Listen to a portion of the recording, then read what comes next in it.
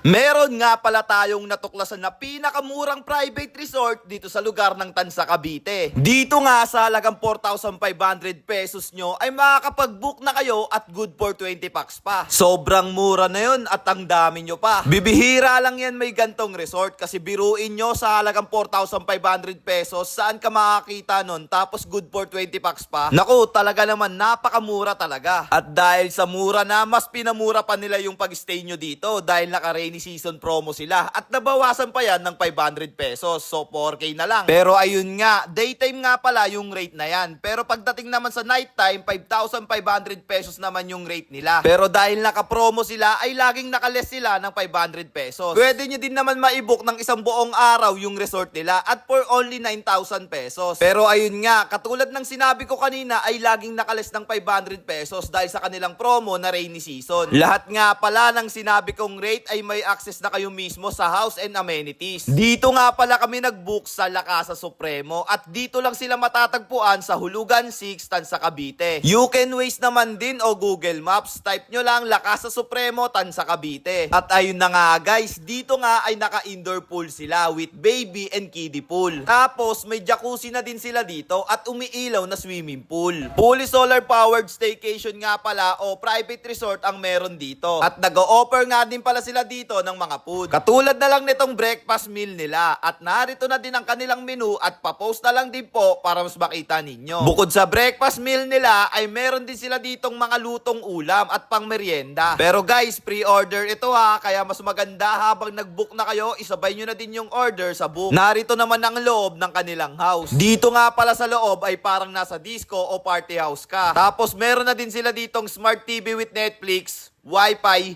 3 aircon, mini video okay na sakto sa disco light, card and board games at napakarami pang iba. Pagdating naman sa kwarto ay meron na din sila ditong double deck tapos may pull out bed pang kasama kaya saktong-sakto sa 20 packs. May extra bed nga din pala sila dito sa labas o tambayan na pwedeng tulugan o laruan ng mga board and card games. May napakalinis na CR nga din pala sila dito at may hot and cold shower tapos may rep naman sa gilid ng CR. May iyawan na nga din pala sila dito at kung gusto nyo naman magluto, mag-add lang kayo ng 200 pesos para sa kanilang super kalan. Pero kung katulad ko kayo na wala nang time para magluto, pwede kayo mag-advance order na katulad na lang nitong mga in-order namin. At ayun pa nga guys, meron nga palang dining area dito sa labas tapos may mini kitchen. Tapos yung sa drinking water naman, may bayad dito na 50 pesos. At ayun pa nga, pet friendly nga din pala dito. At tapos may garden area na pwede ninyong tambayan. At ayun na nga din pala guys, hanggang dito na nga lang din po pala tayo. Kung nakukulangan man kayo sa impormasyon, ay ilalagay ko na lang po sa comment section. Sa mga gusto nga po pala magpapromote dyan, ay i-PM nyo lang po ang aking FB page. Basta support local lang tayo at wag sa sugal. So paano guys? So again, this is Sajak TV. Thank you for sunshine, thank you for rain, thank you for joy.